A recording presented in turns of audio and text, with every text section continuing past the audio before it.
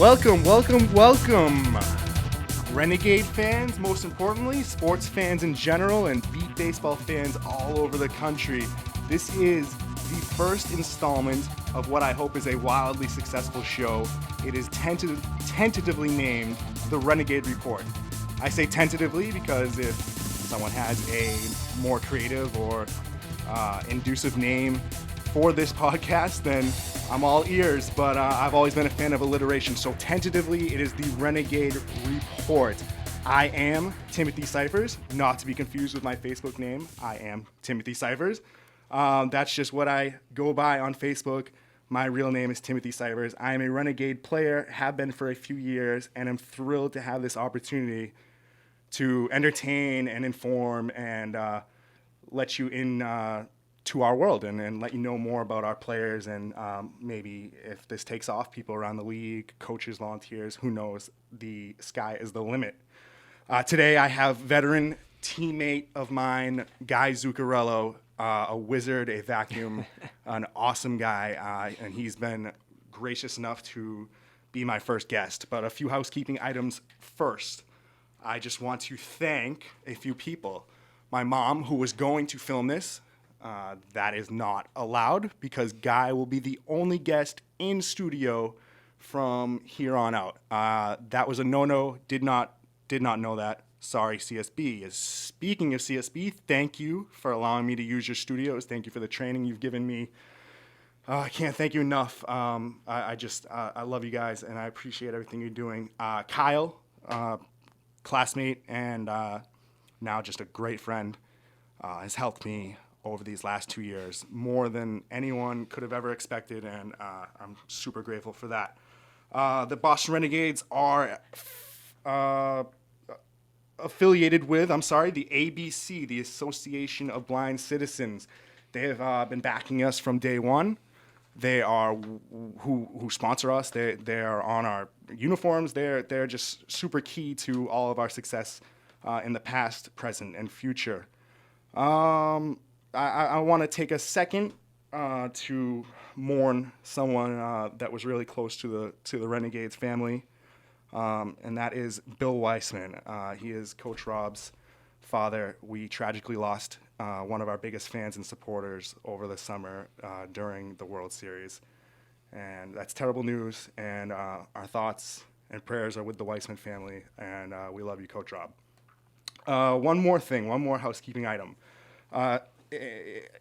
You're supporting us by listening to the podcast. You're supporting me, which is really cool, but most importantly, you're supporting the team. But another way you can support the team is Best Dog Ever Films has come out with their award-winning documentary on DVD for the low price of $20. You can buy that at blindcitizens.org/renegades. It is called The Boston Renegades, A Beatball Story. Do I have that right, Guy? You do. That's correct. Yep. All right. So, please, in any way you want to learn more about this sport, you want to learn about an entire season from several seasons ago, please, it's a wonderful flick. It was the first event I ever did with the Renegades. I went and watched it at a film festival in New Hampshire, and I was hooked right away. So please, support us in any way you can, but if you want to be entertained while supporting us, you don't have to just listen to I Am Timothy. You can order this DVD, and it will arrive at your doorstep, and it will entertain you. I promise. Now, for the man that we call ain't nothing but a G thing, baby. That's his calling card, but more importantly, he's a good friend and a great teammate. Guy, thank you so much. How you doing today? I'm doing well, thanks, Tim. It's great to be here. I'm honored. Yeah, Guy, I can't thank enough, man. Like, this has been in the works for quite some time. Mm-hmm. Rob approached me with this years ago, before I even came to CSP, and then when it really dawned on me that this is a possibility, a couple months ago, I couldn't think of a better first guest than you. So I appreciate you taking your time. Yeah, that is an honor. So we're gonna get to a few items. I hope people learn more about you, around the country. I mean, everybody knows about you around here, but maybe they'll learn something that they didn't know. Who knows? Maybe. Yeah. So, first thing, we talked about what we're gonna discuss, and you said you'd be comfortable discussing this. This is something that you and I have in common, and I figure It's why we play this sport. That's right. It's what caused us to find another way to be active and athletic. You know what I mean? Levers, Yes. LHON, whatever you want to call it. That's something we have in common.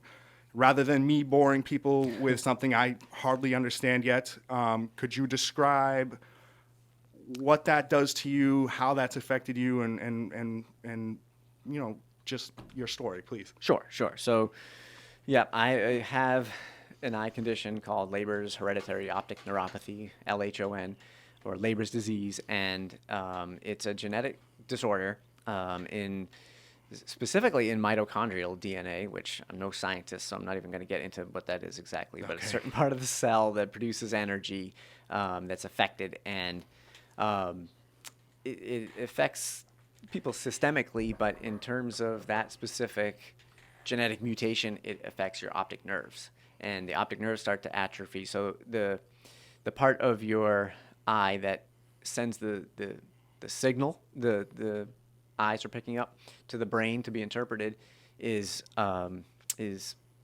atrophying, so it's weakening. Sure. And as if an eye doctor is looking at it through a scope, it looks very pale, and it's not pink with blood as it should be, Right. and that causes central vision loss of varying degrees depending on different types of genetic mutations. There are a variety of them that are all sort of collected under the umbrella of Leber's disease, and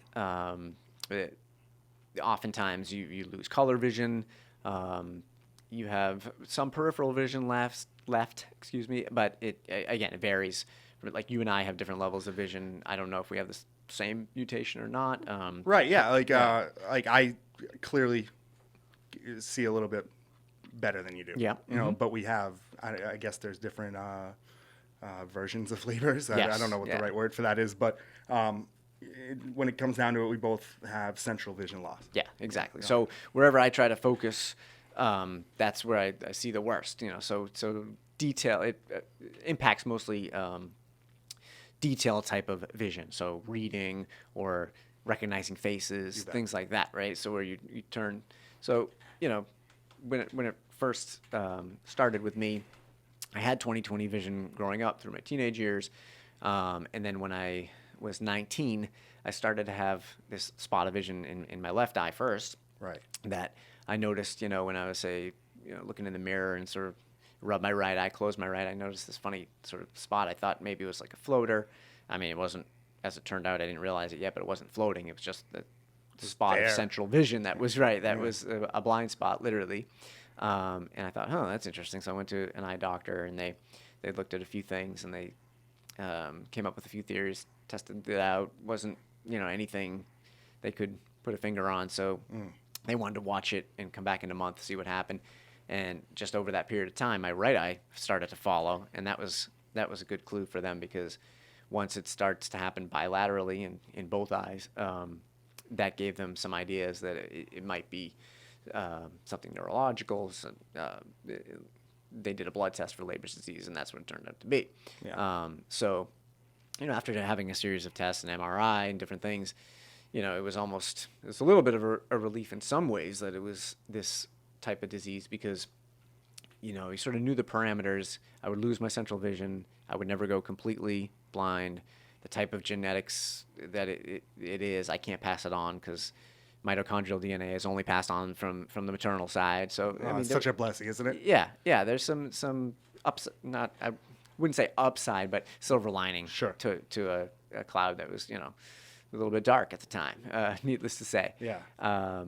So, considering that they were looking for things like brain tumors and things, in a way I felt like, okay, well, you got an answer. Yeah, I got an answer, and it's something I put my arms around, and something that I feel like in time at least I'll be able to cope with and manage, and we'll figure that out. So from then on, I'll be 41 this year, so this has been more of my life has been spent this way than sighted. So right.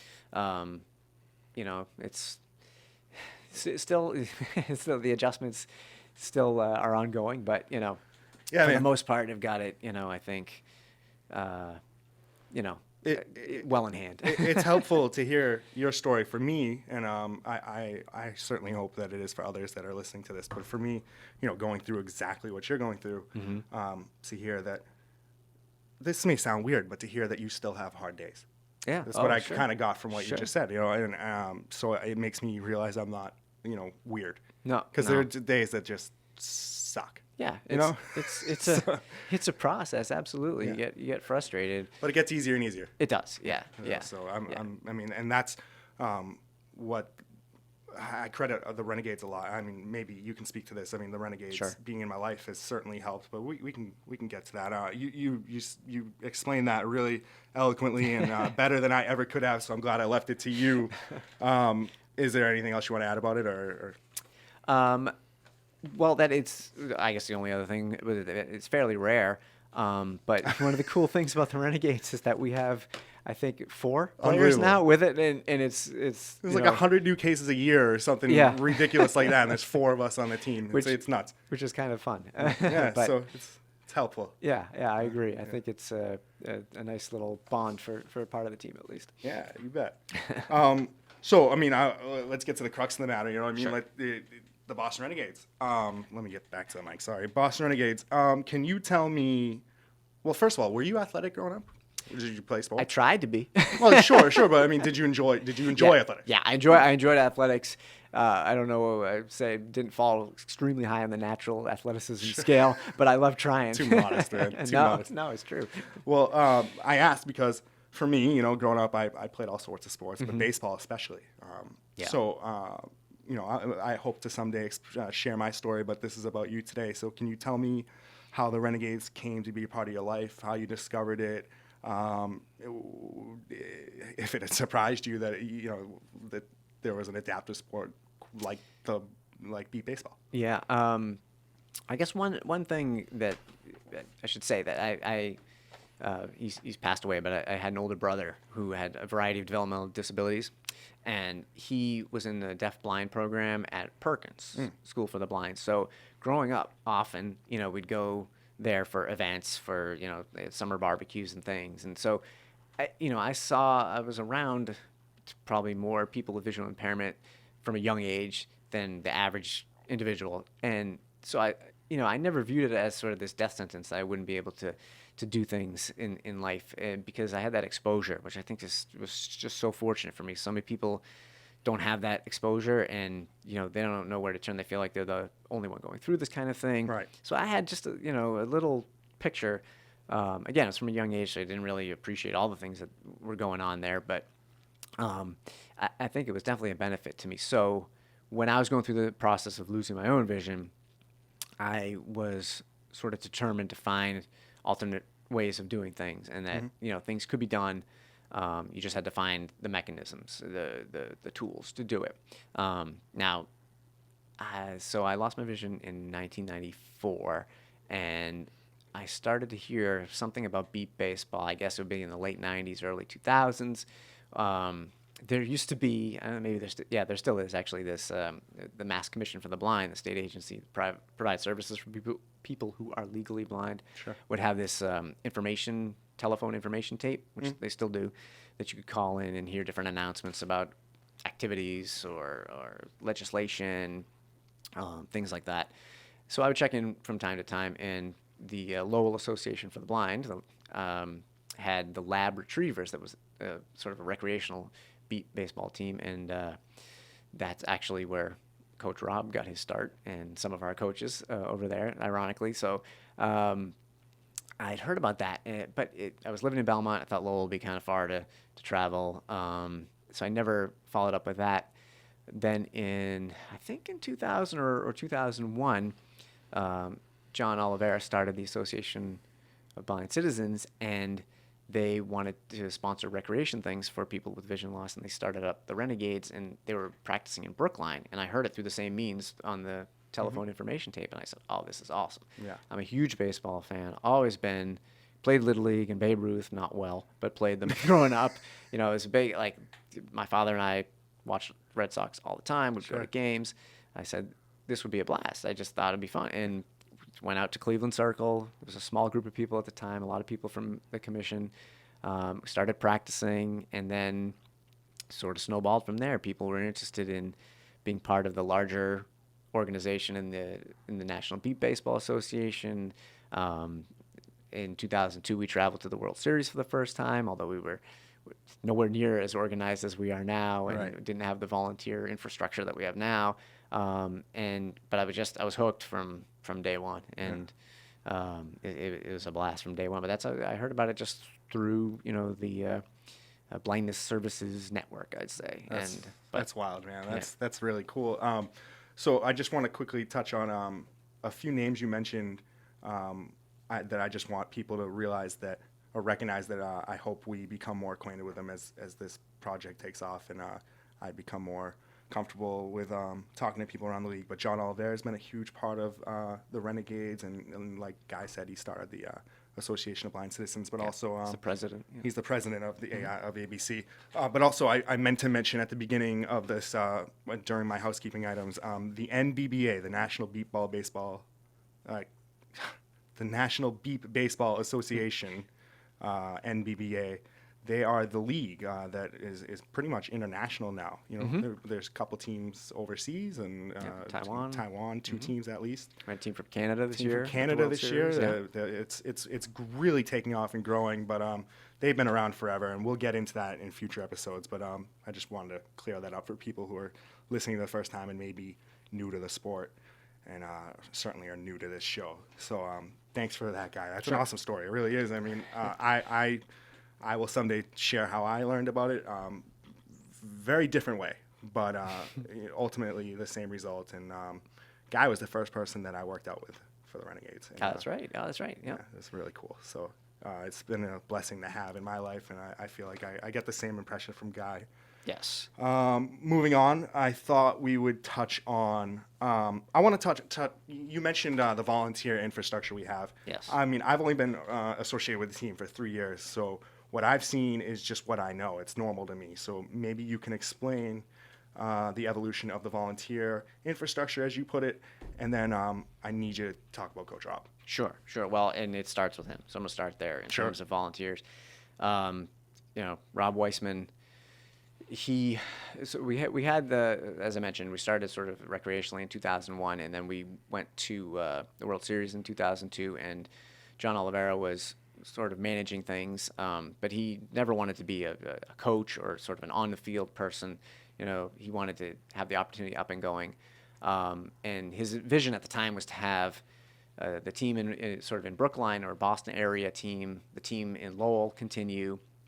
And there was a team, I think, at the time in New Bedford continue. So, the vision was sort of to have those three teams ongoing, and we could play games locally among the three teams. And then every year at the time of the NBBA World Series, we could sort of send an all-star team from the three teams to represent the area. But the team in Lowell, they didn't have that many players, or they had issues where they weren't going to last, and the same thing with the team in New Bedford that sort of folded as well. So they ended up centralizing everything in the Boston area, and John Oliveira approached Rob Weissman, who had been coaching the team up in Lowell, and he was introduced to the sport through if you ever have him on the show, he'd be better to tell the story, but through someone he went to college with. Right.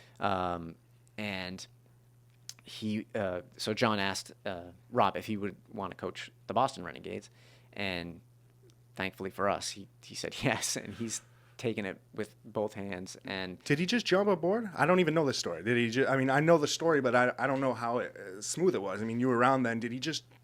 Was it as well-oiled of a machine as it is now, or did he intend for it to be as well-oiled as it is now? It was a work in progress for sure. He built it up to the organization that it is now. It was not in the beginning quite that way. He sort of had to sit it down and say, some of these players have approached me. They want me to coach, and I think he felt like he was going to take it on if everyone was on board to be a competitive team. If it was just going to be recreational and just kind of go out on weekends and have picnics and kind of hit the beat ball around, he wasn't up for that. But he's a very competitive individual, super competitive individual, and he was totally up for building a program here, building a competitive program, and a lot of the core guys were interested in doing that. So Yeah. it started with them and went from there. Now, my son, my oldest son, who's now 12, was born in the spring of 2003, which was 2003 was going to be Rob's first season. So I stepped back and took a hiatus. Ended up being 3 years long. So the 03, 04, and 05. How dare season. you? Yeah, I know. What do you want to be, a father? Overwhelmed with my first child. Sure. I had a second child after that and was like, this is a piece of cake now. I know what I'm doing. So I didn't take a hiatus then. But so for Rob's first 3 seasons, I wasn't there to have that sort of first-person view of how it was going. But how different was it when you came back? when I came back Was in the culture 06, different? it was hugely different, and Right. it was amazing. It was Rob had this program. I mean, we were actually doing drills of we had a defensive system. We had individual skills for playing defense and for batting, and we had hitting coaches and volunteer. He had built this infrastructure of volunteers, none of whom were related to one another. It was just a lot of him of his friends that he'd gone way back with. I think there's definitely a cool article or podcast to be done about Rob and Ron and Ace. These are all coaches on our team who Yep. grew up together, and Brian Grillo, who they went to college with them, and sort of the 4 of them, their history, how it's intertwined, and how they've stuck together with the team for a long time. I think it's definitely there's a cool article to be written there by somebody man, with more it's just talent. writing itself.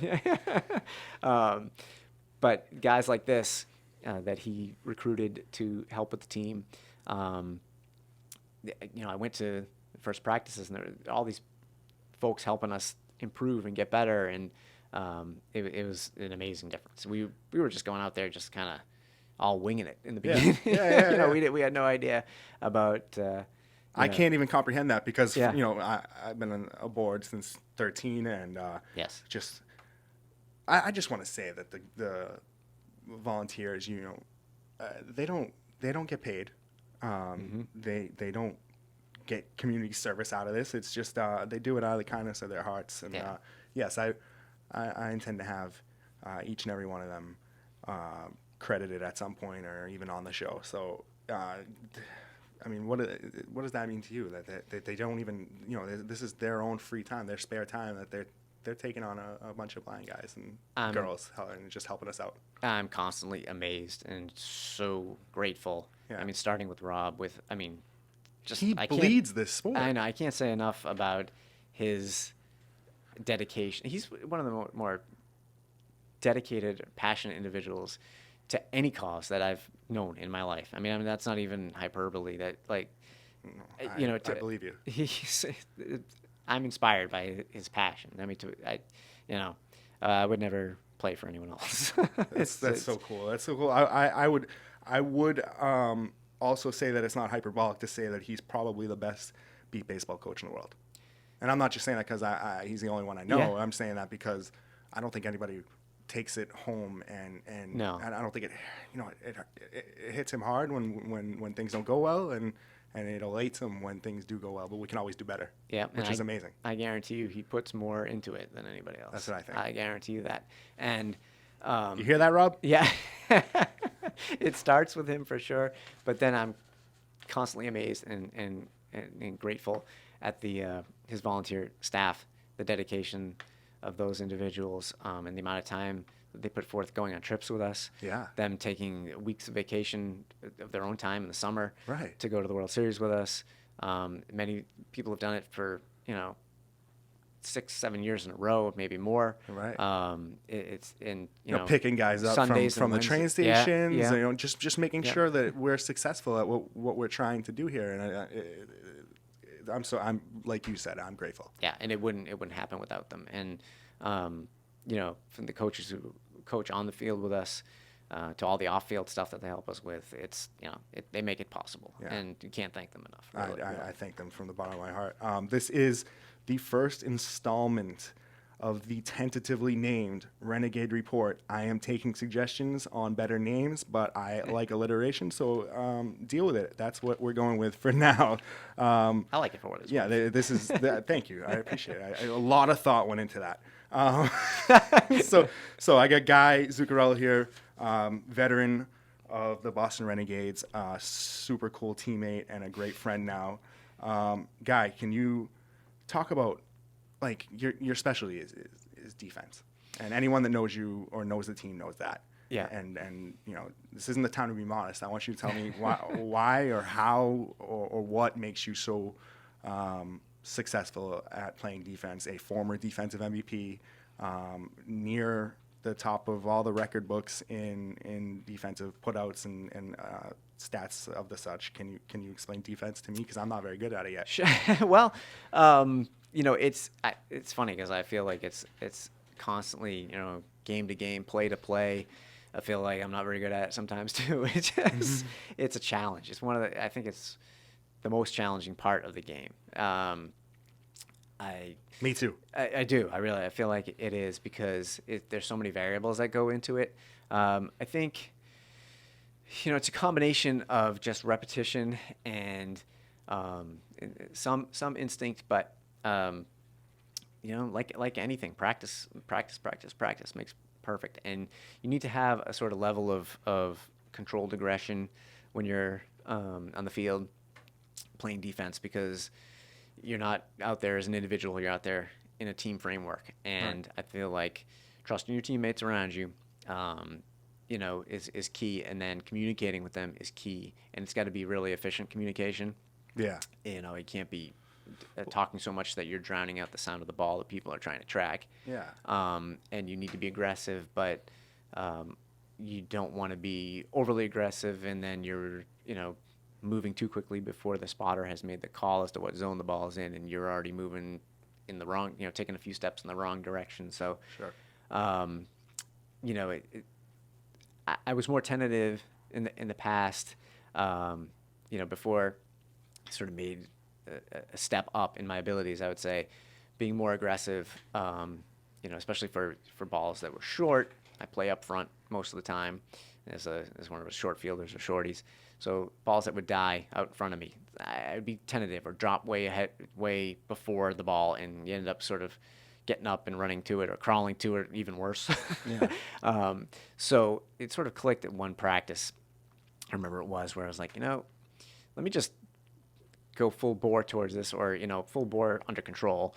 And then, you know, don't even worry about if I overrun it. And then something clicked where I would go past the ball, and that's when I heard it the best, when it was right under me and I could just drop into a slide and, you know, land hopefully within a body's length to sort of be able to scoop it in and pick it up. And I said, wow, you know, you almost can't be too aggressive here. And that made a big difference in terms of making those types of plays. So that was a big help. But so much of it too is your ears, and having good ears. And I don't even think mine are naturally the best in terms of lining a ball that's, you know, rolling out to you. Yeah. So, you know, it's a consistent work in progress, and hearing that ball, squaring it up and trying to center your body on it. And so much, it's just field dependent, wind dependent, and you got to fight all those things. And that's why I feel it's one of it is the toughest aspect of the sport, because you're juggling all those different variables. You might make 4 out of the 5 variables, or I don't know, I'm picking that number off the top of my head, but whatever the factors are, you might get 4 or 5 of them right. But, you know, yeah, you didn't judge the speed of the field well enough, and then the ball shot past you before you hit the ground. So many variables. Yeah. But you mentioned communication, and like, you know, any baseball fan knows that, or any, you know, sports fan knows that baseball is inherently it's typically the most individualized or individualistic sport of the 4 majors, at least. You know what I mean? But beat baseball couldn't be farther from that fact. You know, like, we are such a team sport. Yeah. We have to rely on each other. Even our sighted volunteers, who are really our teammates when we're on the field. Absolutely. So I think that's really cool, and I you know, that's the point. That's what I heard the most from you just now is communication. The communication and is big. You know, I learned. You know, I just learned something. I'm gonna, you know, the aggression, and you know, I'm gonna stick to you like glue coming up over the next few seasons, because I need to get better. So it's and you know, there's the progress will happen. Again, it's from repetition of being out there in the field, and then you know, getting that firsthand experience, and then and talking to other people who have done it, and what things helped them, and what things got in their way. You know, like doing anything, right? Hearing Yeah. from people with experiences is big. Yeah. So, changing gears a little bit, Sure. we just finished. It's so cool I can say we, but we just finished our 2015 season. Which included at one point our highest, our biggest roster in team history, which I think is an accomplishment. Absolutely. Our fifth consecutive Beast of the East. Oh gosh. It's 5 or 6. 5 or 6. Yeah. So I mean that's a hell of an accomplishment. Absolutely. But the biggest accomplishment is probably our finish in the World Series. Biggest field in World Series history, 24 teams. Is that right?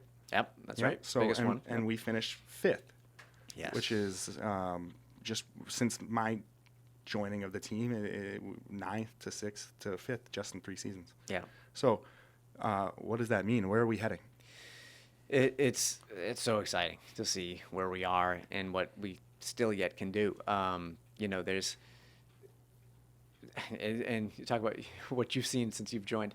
What I've seen since I started. Yeah, tell me about that. It's amazing. It still blows me away, the type of team that we are. We put some offensive shows on against some teams in this past World Series, and all the time we were doing it, I was blown away, and never once did I forget to think like we were that team on the other side Right. when I started playing, and I knew that feeling well, and to be doing it, to be on the team doing it from this homegrown program, it was really cool, and we still have further to go because there's a top echelon that we're sort of knocking on the door, but haven't quite yet broken through.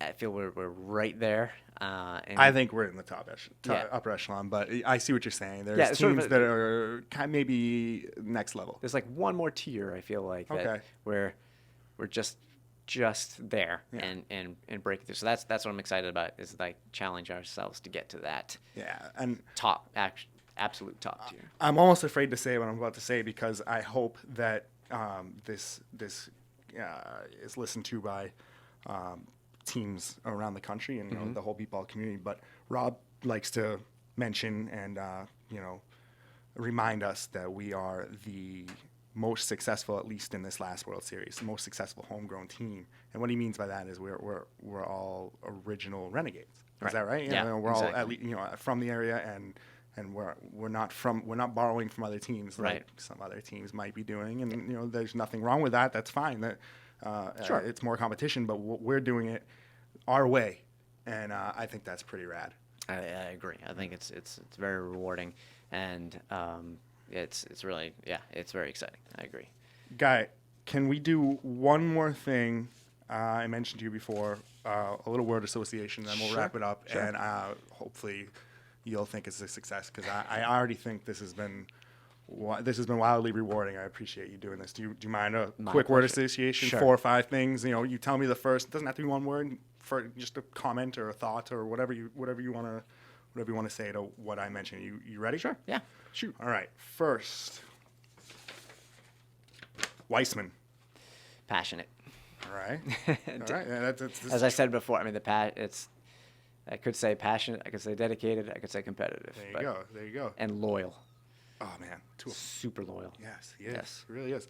Now, people will get to know these names more and more as we progress in this experiment and this project, and something I hope to be successful. But for now, I'll just preface this by saying we have people from all walks of life on this team, and this is one of them from another walk of life than maybe you and I are used to. But tell me about Joe Mack. He's a beast. He's a beast. Joe Mack, you hear that, baby? He's a Way beast. back, baby. I mean, He's intense. He's a great guy. It's just- One of our fellow laborers. Okay, yeah. Players, right? Yeah. He's mature beyond his years, too. yeah, I mean, in a lot of ways, he's younger than me, and in a lot of ways, I look up to him, Yeah. especially on the field. He's younger than me. I look up to him. I mean, not just because he's, taller he's than me. huge. Such a big kid. Yes. This one's gonna be fun for me.